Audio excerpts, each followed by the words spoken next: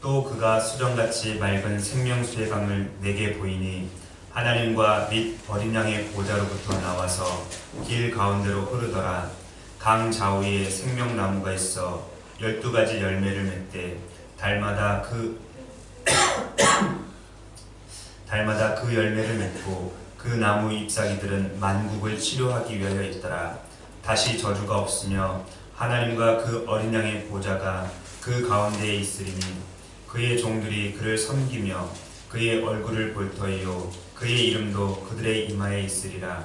다시 밤이 없겠고 등불과 햇빛이 쓸데없으니 이는 주 하나님이 그들에게 비치심이라.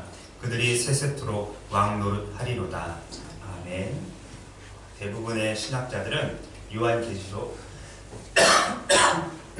죄송합니다.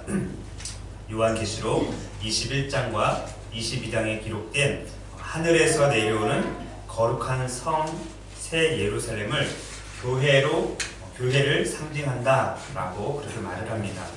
물론 저는 이 신학자들의 주장에 전적으로 동의를 합니다.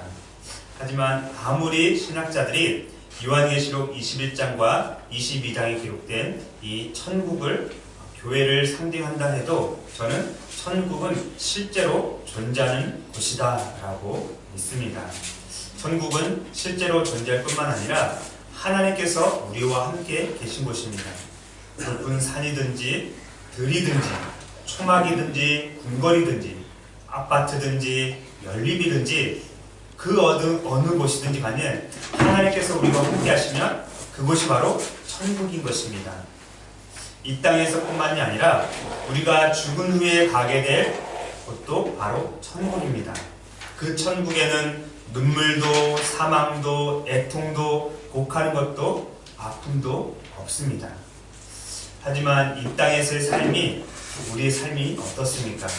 여러분은 날마다 기쁘고 즐겁고 행복만 하십니까? 이 땅에서의 삶은 눈물과 한숨과 애통과 슬픔의 연속입니다. 그 누가 아니다 라고 말할 수 있겠습니까? 우리는 그렇게 살다가 언젠가 때가 되면 반드시 죽음을 맞이하게 될 것입니다. 성경은 한 번 죽는 것은 사람에게 정해진 것이요 그 후에는 심판이 있으리니 라고 말씀합니다. 저도 언젠가 때가 되면 죽을 것입니다. 저희 아버지도 때가 되면 돌아가실 것입니다. 그리고 제 아들도 때가 되면 죽을 것입니다. 태어나는 것은 순서가 있지만 죽는 것은 순서가 없습니다.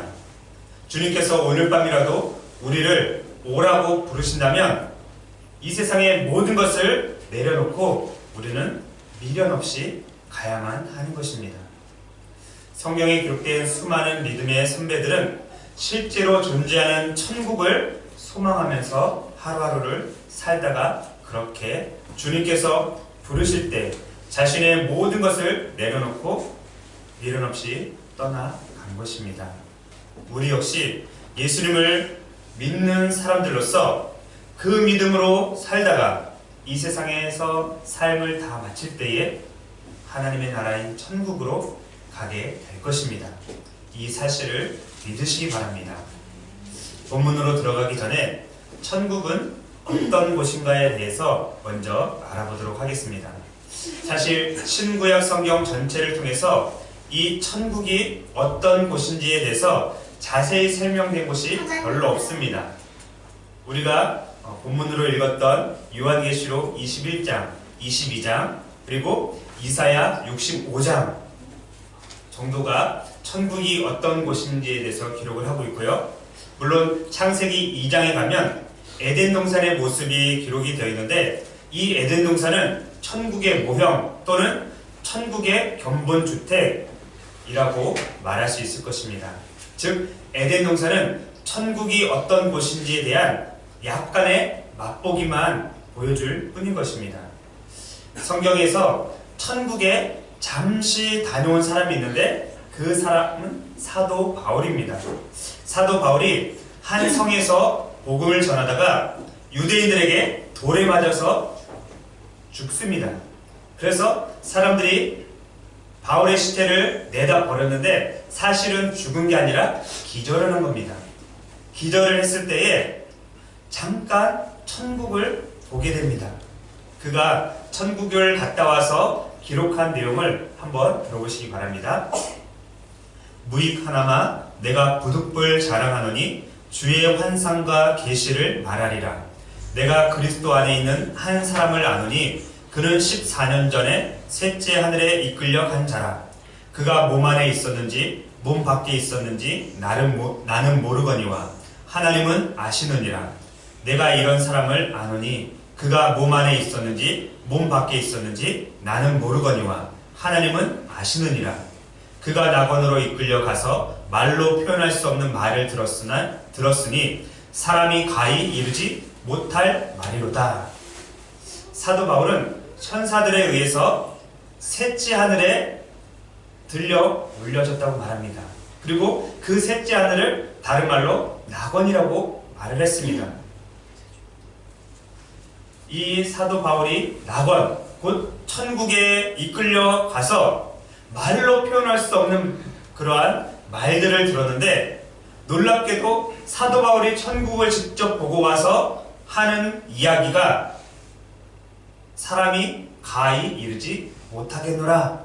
내 언어로 도대체 이 천국을 어떻게 설명을 해야 될지 모르겠다 라고 그렇게 마무리를 합니다.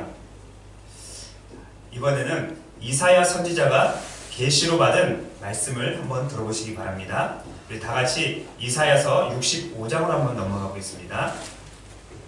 자, 우리 본문은 표시해 놓으시고 이사야서 65장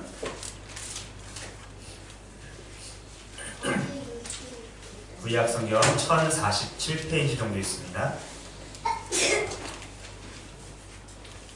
이사야 65장 17절에서 25절까지입니다. 이사야 65장 17절에서 25절, 구약성경 1047페이지 정도 있습니다. 이사야서 65장 17절에서 25절을 제가 빨리 읽어보겠습니다. 여러분들은 눈으로 쫓아오시기 바랍니다. 보라, 내가 새 하늘과 새 땅을 창조하나니 이전 것은 기억되거나 마음에 생각하지 아니할 것이라. 너희는 내가 창조하는 것으로 말미암아 영원히 기뻐하며 즐거워할지니라. 보라, 내가 예루살렘을 즐거운 성으로 창조하며 그 백성을 기쁨으로 삼고 내가 예루살렘을 즐거워하며 나의 백성을 기뻐하리니 우는 소리와 부르짖는 소리가 그 가운데서 다시는 들리지 아니할 것이며 거기는 날수가 많지 못하여 죽은 어린이와 수완이 차지 못한 노인이 다시는 없을 것이라.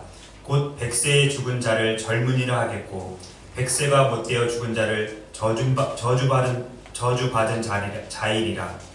그들이 가옥을 건축하고 그 안에 살겠고 포도나무를 심고 열매를 먹을 것이며 그들이 건축한 데에 타인이 살지 아니할 것이며 그들이 심은 것을 타인이 먹지 아니하리니 이는 내 백성의 수완이 나무의 수완과 같겠고 내가 택한 자가 그 손으로 일한 것을 길이 누릴 것이며 그들의 수고가 헛되지 않겠고 그들의 생산한 것이 재난을 당하지 아니하리니 그들은 여호와의 복된 자의 자손이요 그들의 후손도 그들과 같을 것임이라. 그들이 부르기 전에 내가 응답하겠고 그들이 말을 마치기 전에 내가 들을 것이며 이리와 어린 양이 함께 먹을 것이며 사자가 소처럼 즙을 먹을 것이며 뱀은 흙을 양식으로 삼을 것이니 나의 성산에서는 해함도 없겠고 상함도 없으리라. 여호와께서 말씀하시니라. 아멘. 지금 읽었던 이사야서 65장 17절에서 19절 그리고 요한계시록 21장 1절에서 4절까지 말씀이 너무나도 비슷하다는 것을 우리가 보게 됩니다. 저는 사도 요한과 마찬가지로 이 이사야 선지자도 천국의 모습을 직접 보지 않았을까라는 생각을 해봅니다. 이사야 선지자는 새 하늘과 새 땅을 보고 보았습니다. 그리고 영원히 기뻐하며 즐거워하는 것을 보았습니다. 우는 소리와 부르짖는 소리가 없는 것이라는 것을 알았습니다. 그리고 어린이와 노인이 없는 것이라는 것도 보았습니다. 여기서 잠깐 멈춰서 지난주에 인용했던 알리스터 매크러스의 말을 한번 들어보시기 바랍니다. 13세기 말엽에는 신학자들 간에 어느 정도의 의견의 일치가 이루어졌다. 모든 사람들은 30세경에 가장 완벽한 경지에 이르기 때문에 설사 30세까지 살지 못하고 죽었다 하더라도 30세의 모습으로 부활하게 될 것이다.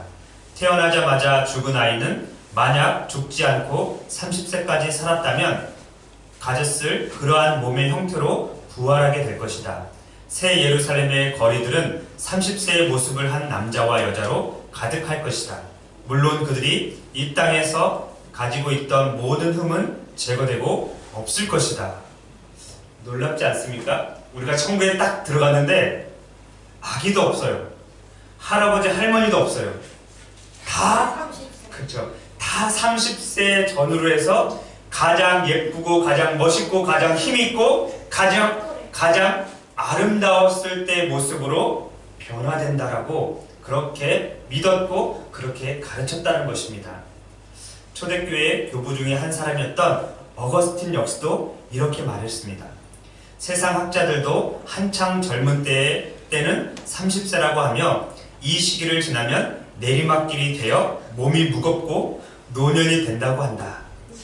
우리가 할 수 있는 나머지 결론은 모든 사람이 늙어서 죽었든지 어려서 죽었든지 각각 젊었을 때 몸집을 받으리라는 것이다.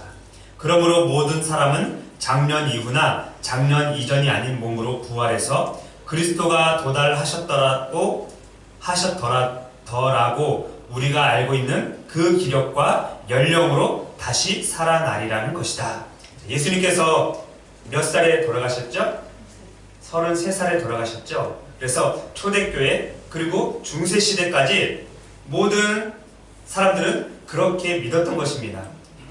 어린아이가 죽든지 할아버지 할머니가 죽든지 아니면 저처럼 젊은 사람이 죽든지 간에 천국에 가면 다 30세의 젊은이들로 그렇게 변화된다는 것입니다. 옛날 사람들은 30세를 인생에서 가장 완벽하고 아름답고 기력이 좋은 황금기로 생각한 것 같습니다.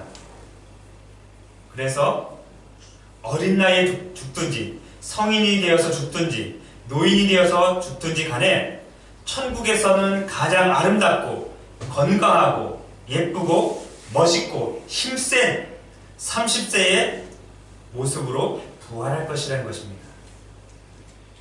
그렇다고 건강하고 아름답고 흠없는 30세의 모습에 처가댁 할머니를 제가 못 알아보겠습니까? 저는 알아볼 수 있을 것입니다. 30세의 모습으로 계신 저희 어머니를 제가 못 알아보겠습니까? 저는 알아볼 것입니다. 30세의 모습으로 있는 저희 처형을 가장 30세에 가까우니까 별로 변하지 않았겠죠? 그러나 아프지도 않고 또 피곤해 보이지도 않는 그 가장 아름다울 때 모습으로 별에 있을 처형을 저는 보게 될 것입니다. 본능적으로 우리 할머니다, 어머니다, 누나다, 언니다라는 것을 알아보게 될 것입니다. 그 누가 되었든지 간에 예수님을 믿고 천국에 간 모든 사람들은 여러분들은 한눈에 알아볼 수 있을 것입니다. 성경에 기록되어 있던 모든 인물들도 한 번에 알아보게 될 것입니다. 계속해서 21절을 한번 보시기 바랍니다. 21절 그들이 가옥을 건축하고 그 안에 살겠고 포도나무를 심고 열매를 먹을 것이며 우리는 천국에서 집을 건축하고 거기서 영원히 살게 될 것입니다. 물론 그렇다고 해서 우리가 우리의 손으로 직접 집을 짓거나 건축하지는 않을 것입니다. 아마 우리가 천국에 가게 되었을 때 우리가 살 집이 이미 다 지어져 있을 것입니다. 왜냐하면 예수님께서 십자가에 못 박히시기 전에 제자들에게 직접 하신 말씀을 통해서 우리는 어느 정도 알 수가 있습니다. 예수님의 말씀을 들어보시기 바랍니다. 내 아버지 집에 거할 곳이 많도다. 그렇지 않으면 너희에게 일렀으리라. 내가 너희를 위하여 거처를 예비하러 가노니 가서 너희를 위하여 거처를 예비하면 내가 다시 와서 너희를 내게로 영접하여 나 있는 곳에 너희도 있게 하리라. 예수님께서 이미 우리가 거할 집을 다 만들어 놓으셨습니다. 물론 예수님이 하시지 않으셨겠죠. 천사들을 통해서 다 지으라고 명령을 하셨겠죠. 그러나 우리가 천국에 가면 우리가 거할 집이 이미 다 완성되어 있을 것이라는 것입니다. 뿐만이 아니라 포도나무를 심고 그 열매를 먹을 것입니다. 그리고 아주 오래된 나무처럼 우리의 수완이 길 것입니다. 나무가 긴 것은 몇 년 정도 살죠? 어떤 나무는 1000년.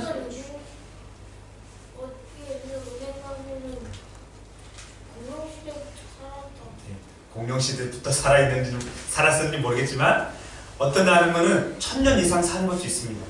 그렇다고 우리가 딱 1000년밖에 못 산다는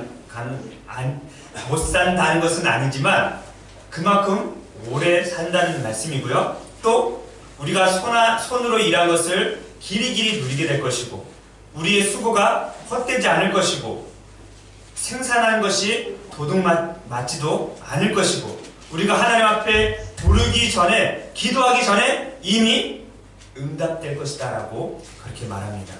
해함도 상함도 당하지 않을 것입니다. 여기까지가 이사야 선지자가 본 천국의 모습입니다. 한 가지 빼먹은 게 있죠? 맨 마지막 25절 우리 같이 한번 읽어볼까요? 25절 시작. 이리와 어린 양이 함께 먹을 것이며 사자가 소처럼 즙을 먹을 것이며 뱀은 흙을 양식으로 삼을 것이니 나의 성산에서는 해함도 없겠고 상함도 없으리라. 여호와께서 말씀하십니다. 이리와 양이 함께 먹는데요.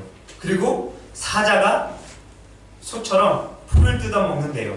그것이 바로 천국이라는 것입니다. 이제 다시 우리 요한계시록으로 넘어가 보겠습니다. 요한계시록 22장으로 넘어가 보겠습니다.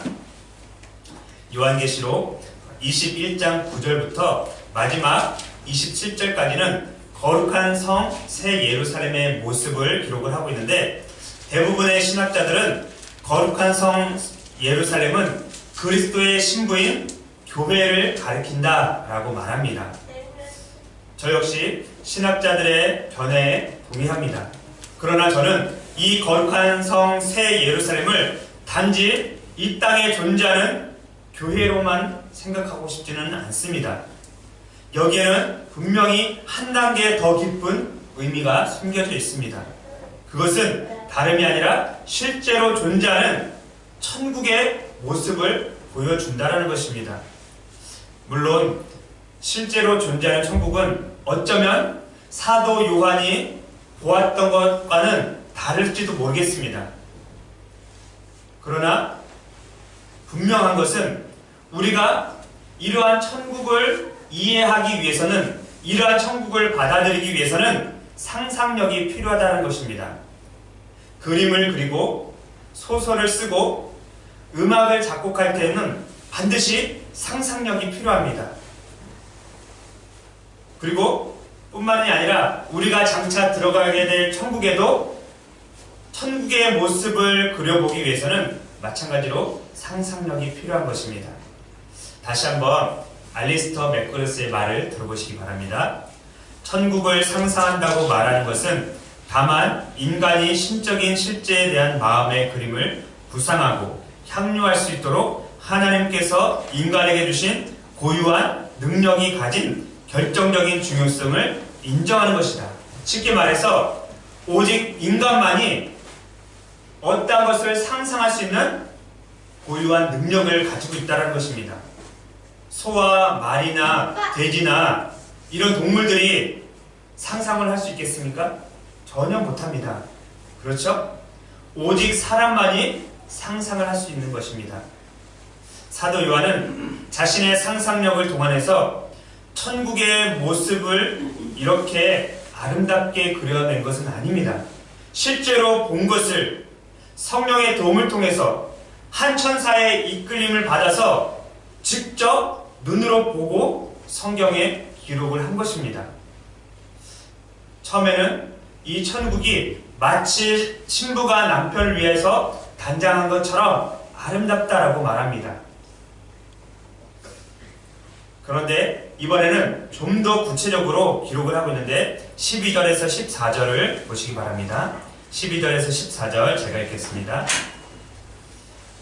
크고 높은 성곽이 있고 12문이 있는데 문에 12천사가 있고 그 문들 위에 이름이 썼으니 이스라엘 자손 12지파의 이름들이라. 동쪽의 세 문, 북쪽의 세 문, 남쪽의 세 문, 서쪽의 세 문이니 그 성의 성곽에는 12기초석이 있고 그 위에는 어린 양의 12사도의 12이름이 있더라. 자, 이제 여러분들이 상상력을 동원해서 들으시기 바랍니다. 거룩한 성 새 예루살렘은 실제적으로 존재하고 있습니다. 그 성이 얼마나 크고 높은지 아주 크고 아주 높은 성곽이 있다고 말합니다. 그리고 그 성곽에는 12문이 있습니다. 그리고 각 문에는 한 천사가 지키고 있습니다. 그리고 그 문들 위에는 이스라엘 12지파의 이름이 새겨져 있습니다. 12지파가 누구누구 있죠? 베냐민, 유다, 야곱, 이사갈 등등 12지파 이름이 써있고요. 그 다음에 동서남북에 각각 3개의 문이 있고, 그리고 성곽은 12사도의 이름으로 된 12기초석이 있다고 합니다. 그리고 그 천사가 금으로 만든 갈대 자를 가지고 이제 성과 문들을 측량을 합니다. 자로 재보았더니 먼저 성을 재보았더니 아주 네모 반듯한 정사각형의 모양입니다. 길이와 넓이와 높이도 똑같습니다. 각각 12,000스다디온이라고 기록을 하고 있는데 12,000스다디온은 우리가 쉽게 이해할 수 있는 킬로미터로 바꾸면 2,300km 정도 된다고 합니다. 12,000스다디온은 약 2,300km. 감이 오시나요? 길이가, 높이가, 넓이가 정사각형으로 되어 있는 그 성이 약 2,300km. 엄청난 길이의 크기의 성이라는 것을 우리가 알 수가 있습니다. 그리고 성곽을 측량해 보니까 144규빗이라고 되어 있는데 144규빗은 약 70m 정도 되는 크기입니다. 성곽이 약 70m. 그렇죠.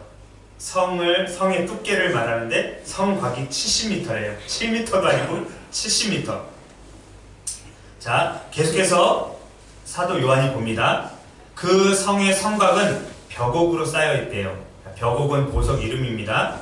그리고 그 성은 정금인데 유리처럼 맑대요. 순금, 황금, 순도 99.9%, 황금을 정금이라고 합니다. 정금인데 유리처럼 맑다라고 되어 있고, 또 그 성곽은 12가지 보석들로 꾸며져 있는데 벽옥, 남보석, 옥수, 녹보석, 홍만옥, 홍보석, 황옥, 노곡, 담황옥, 비치옥, 청옥, 자수정. 자, 이 12가지 보석들 혹시 여러분들 보신 적 있나요? 저는 자수정, 원석으로 된 자수정밖에 본 적이 없는데 지금은 잘 기억이 안 납니다. 아무튼 12가지 보석으로 된 성곽이 되어 있고요. 그리고 그 성에 12문을 또 보게 되었는데 12문은 각각 한 개의 진주로 되어 있대요. 저는 새끼 손톱만한 진주는 봤지만 문 한 개만한 진주는 본 적이 없습니다. 그리고 성에 길이 나 있는데 길도 역시 맑은 유리 같은 정금, 황금길이다 라고 기록을 합니다. 자, 계속해서 22절에서 27절을 한 목소리로 읽어보겠습니다. 22절에서 27절. 시작. 성 안에서 내가 성전을 보지 못하였으니 이는 주 하나님 곧 전능하신 이와 및 어린 양이 그 성전이심이라. 그 성은 해나 달의 비침이 쓸데없으니 이는 하나님의 영광이 비치고 어린 양이 그 등불이 되심이라. 만국이 그 빛 가운데로 다니고 땅의 왕들이 자기 영광을 가지고 그리로 들어가리라. 낮에 성문들을 도무지 닫지 아니하리니 거기에는 밤이 없음이라. 사람들이 만국의 영광과 존귀를 가지고 그리로 들어가겠고 무엇이든지 속된 것이나 가증한 일 또는 거짓말하는 자는 결코 그리로 들어가지 못하되 오직 어린 양의 생명책에 기록된 자들만 들어가리라. 아멘. 우리는 여기서 놀라운 사실을 하나 발견하게 되는데요. 거룩한 성 새 예루살렘, 그 성 안에는 성전이 있다 없다? 없다라는 것입니다. 그 어마어마하게 큰 성전에, 아니 성 안에 딱 들어갔더니 성전이 없어요. 아마 사도 요한도 성전이 없는 것을 보고 깜짝 놀랐을 것입니다. 왜냐하면 이스라엘 백성들은 출애굽을 한 이후부터 예수님 당시까지 하나님은 성막 또는 성전에 거하신다라고 그렇게 믿고 그렇게 배우고 그렇게 보아왔기 때문에 그렇습니다. 그런데 천국에서는 더 이상 성전이 필요 없다라는 것입니다. 왜 필요 없을까요? 그렇죠. 하나님과 어린 양이신 예수님께서 친히 성전이 되시기 때문에 성전이 필요 없다라는 것입니다. 게다가 그 성은 해와 달의 비춤이 필요 없습니다. 왜냐하면 하나님의 영광이 비치고 예수님께서 등불이 되시기 때문에 그렇습니다. 그리고 낮에도 성문을 닫아놓지 않는다라고 말합니다. 그런데 여기에 너무나도 중요한 것이 들어있습니다. 우리 보세요. 몇 절이냐면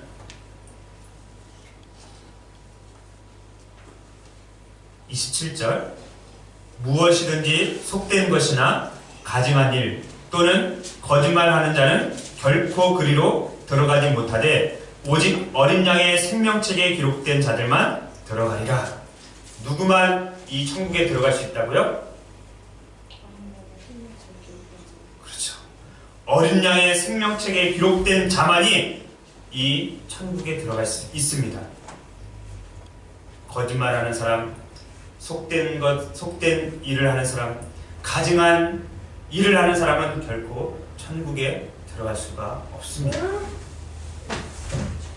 예수님께서 나의 죄를 위해서 십자가에 못 박혀 죽으시고 다시 3일 만에 살아나셨다는 그 사실을 믿는 사람만이 어린 양의 생명책에 기록이 되고 그 사람만 하나님 나라 천국에 들어갈 수 있는 것입니다. 이제 오늘 말씀의 주제이자 핵심인 천국 생활에 대해서 간략하게 말씀을 드리고 마치도록 하겠습니다. 사실 성경을 자세히 살펴보면 우리가 죽은 후에 가게 될 천국에서 어떻게 생활할 것인가에 대해서는 자세히 기록된 것이 없습니다. 고작 해봤자 본문이 다입니다. 때문에 우리는 앞에서 말한 대로 상상력을 동원할 수밖에 없습니다. 사도 요한은 본문에서 천국 생활에 대해서 아주 간략하게 소개를 하고 나머지는 우리의 상상력에 맡겼습니다. 앞에서 우리가 인용한 대로 천국 생활에 대해서 상상하는 것은 하나님께서 인간에게만 주신 고유한 능력이기 때문에 괜찮습니다. 그리고 과거로부터 현재까지 수많은 사람들이 천국은 이런 곳이다, 천국의 삶은 이런 것이다 라고 상상을 해왔고 그림으로 그려놓기도 하고 글로 써놓기도 했습니다. 사도 요한이 밝힌 천국 생활은 아주 간단합니다. 먼저 생명나무 열매를 따먹습니다. 그리고 하나님을 찬양하고 예수님을 섬깁니다. 그리고 영원토록 왕노릇하는 것입니다. 그리고 끝. 더 이상 사도 요한이 밝혀놓은 것이 없습니다. 우리 22장 1절에서 5절까지 또 같이 한번 읽어보도록 하겠습니다. 22장 1절에서 5절 시작. 또 그가 수정같이 맑은 생명수의 강을 내게 보이니 하나님과 및 어린 양의 보좌로부터 나와서 길 가운데로 흐르더라. 강 좌우에 생명나무가 있어 12가지 열매를 맺되 달마다 그 열매를 맺고 그 나무 잎사귀들은 만국을 치료하기 위하여 있더라. 다시 저주가 없으며 하나님과 그 어린 양의 보좌가 그 가운데에 있으리니 그의 종들이 그를 섬기며 그의 얼굴을 볼 터이요 그의 이름도 그들의 이마에 있으리라. 다시 밤이 없겠고 등불과 햇빛이 쓸데없으니 이는 주 하나님이 그들에게 비치심이라. 그들이 세세토록 왕노릇하리로다. 아멘. 자, 이 말씀을 읽을 때 우리는 어떤 곳하고 이렇게 겹쳐야 돼요. 어떤 곳하고 이렇게 겹쳐야 되죠? 창세기 2장에 있는, 그렇죠, 이 요한계시록 지금 읽었던 22장 1절부터 5절을 읽을 때 창세기 2장에 있는 에덴 동산하고 이렇게 쭉 와서 겹쳐야 돼요. 영어로 하면 오버랩이 돼야 돼요. 그런데 잘 보면 천국에는 있고, 에덴 동산에만 있고 천국에는 없는 것이 있어요. 뭐죠? 선악과. 그렇죠. 에덴 동산에는 동산 한가운데 마이크가 날 치네. 제가 치는 게 아니라 마이크가 잘 치는 거예요. 선악을 알게 하는 나무와 생명과 나무 두 그루가 동산 중앙에 있다고 했어요. 그렇죠? 그런데 천국에는 오른쪽에도 선악과 나무, 생명과 나무, 왼쪽에도 생명과 나무예요. 두 그루의 생명과 나무가 있는데 매달마다 새로운 열매가 열린대요. 한국식으로 표현하면 이번 달에는 사과, 다음 달에는 감, 그 다음 달에는 복숭아, 그 다음 달에는 뭐 할까요? 파인애플. 파인애플은 아닌 것 같은데. 싫어. 너무 싫어. 네, 알겠습니다. 그럼 망고로 바꿀게요. 매달 새로운 열매들이 열리는데 천국에 가면 이미 우리는 영생하는 그러한 사람으로 변해서 가는 거예요. 그래서 생명과 나무 열매를 안 먹어도 살 수 있어요. 안 먹어도 영원히 살 수 있는데 저는 제 개인적으로 아마 언제가 한번 했던 기억이 나는데 먹는 즐거움을 계속 유지시켜 주시기 위해서 하나님께서 생명과 나무 열매를 따먹도록 하신 것 같습니다. 한 신학자는 이렇게 말합니다. 우리는 계시록의 이 환상을 문자적으로, 즉 문자 그대로 일어날 것으로 생각하면 안 된다. 계시록에서 환상은 대부분 상징을 통해 보여주셨기 때문에 우리는 그 의미를 되찾도록 해야 한다 라고 신학자가 얘기합니다. 저는 이 환상이 상징일 뿐 아니라 문자 그대로 일어날 일이라는 것을 확신합니다. 이렇게 말한 신학자는 아마 천국에 가면 생명과 나무 열매 따먹지 못할지도 모르겠어요. 너 그때 안 믿었지? 네 지식으로, 네 머리로 이건 상징이라고만 말했지? 라고 하면서 생명과 열매를 맛볼 수 없는, 물론 영원히 살겠지만 그럴 리는 없겠지만 저는 분명히 이러한 의미들을 찾는 것은 그냥 신학자들에게 넘기고, 왜냐면 신학자들 할 일이 없잖아요. 의미를 찾도록 그냥 넘겨놓고 우리는 조금도 의심하지 말고 사실이다, 진짜다, 실제다 라고 믿으면 됩니다. 네. 영어를 모국어로 사용하는 영미권, 특히 기독교인들에게 성경 다음으로 많이 읽힌 책이 있어요. 그게 뭐죠? 철로역정. 주인은 만화 철로역정 몇 번 읽었죠? 한 10번 이상을 읽었죠? 자, 마지막에 크리스찬이 천국 앞에까지 이르게 됩니다. 그때 천사가 크리스찬하고 소망하고 천국 문 앞에까지 이르게 되는데 두 천사가 크리스찬과 소망을 천국으로 인도하면서 이렇게 말합니다. 한번 들어보세요. 순례자들은 즐거운 이야기를 나누며 하늘나라로 올라갔다.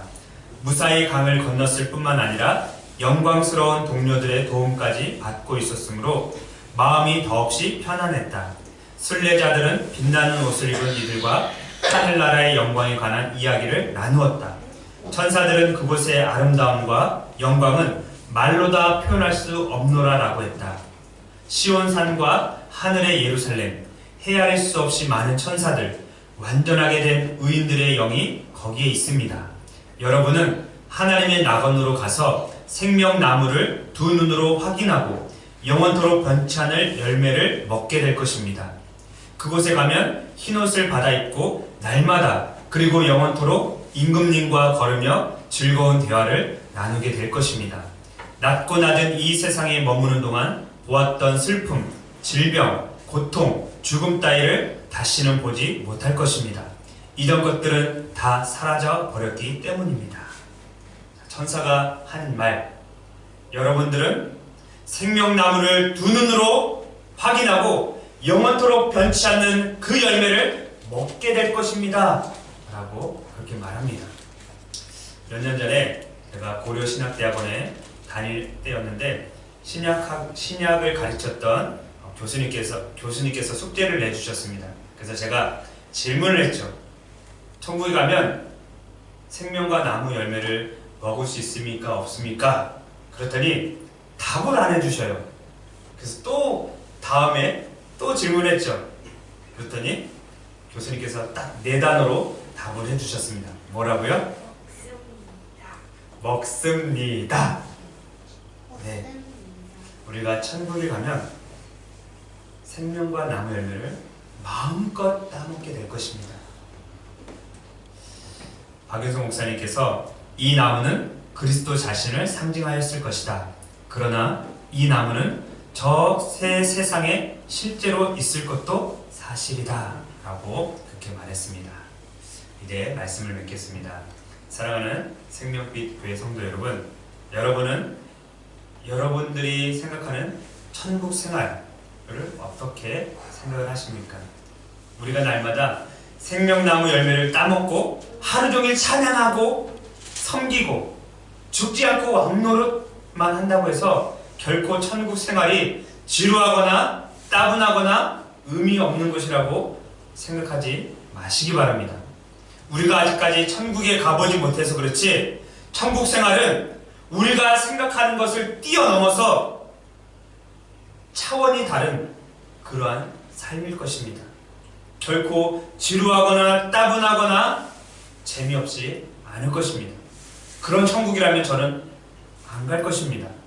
분명히 천국 생활은 즐겁고 행복하고 의미 있고 날마다 새로운 열매가 맺히는 생명나무처럼 그렇게 새로움이 넘쳐나게 될 것입니다.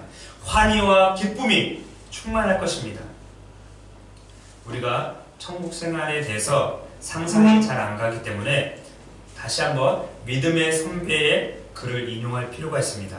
영국에서 청교도 운동을 주도했던 리차드 백스터라는 목사님이 계신데 천국 생활을 어떻게 할 것인지에 대해서 이렇게 기록을 합니다. 들어보시기 바랍니다.